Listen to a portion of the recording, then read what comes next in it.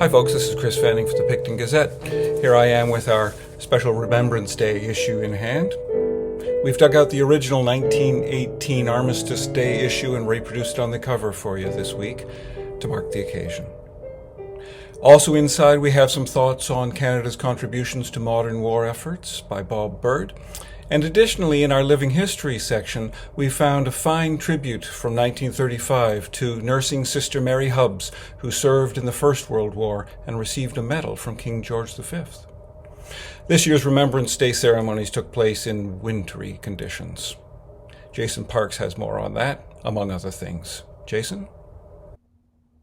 Thanks, Chris. Despite the bone-chilling conditions in Picton on Tuesday, a strong contingent of local citizenry showed up at the Picton Cenotaph to participate in the annual Remembrance Day ceremonies hosted by Branch 78. It wasn't your typical ceremony. Members of the Hastings and Prince Edward Regiment were in attendance wearing 1945-era wool uniforms. This was in honor of the 80th anniversary of the end of World War II. I have extensive coverage online at www.pictongazette.ca. Also online, the 13th annual Firelight Lantern Festival took place in Picton over the weekend. One of the best attended festivals in recent memory. There's coverage on our website. In the paper this week, I've got stories from Shire Hall, including the latest from the Water and Wastewater Community Committee.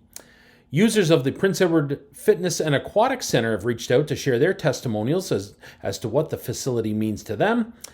There's change happening at Isaiah Tubbs. Sunray Group and Choice Hotels Canada have purchased the well-loved Westlake Resort and are refurbishing it in time for next tourist season. And finally, I've got a story about the recent anti-poverty symposium that took place in Picton last month. All that in this week's edition of the Picton Gazette. Back to you, Chris. Thank you very much, Jason. In the news, Eleanor Zicci reports on the preliminary designs for the redevelopment of the former Queen Elizabeth School site into a new and affordable addition to the neighbourhood. Eleanor also reports on the 7 recommendations of the Child Care Task Team to address the crisis in local childcare. In her editorial this week, Karen Valahora notes that a proposal to expand Picton terminals into a container port is part of a new report from the Chamber of Marine Commerce's lobbying group. Picton seems the odd man out among the 5 major Great Lakes ports that the study is talking about. It lacks the necessary rail and highway infrastructure, for example. And in the arts, Karen has a glowing review of the Shatterbox Theatre production of Cabaret, which runs at the Cape through the end of this month. That's about it for this week. Stay warm and safe, get your snow tires on, and we'll see you next week.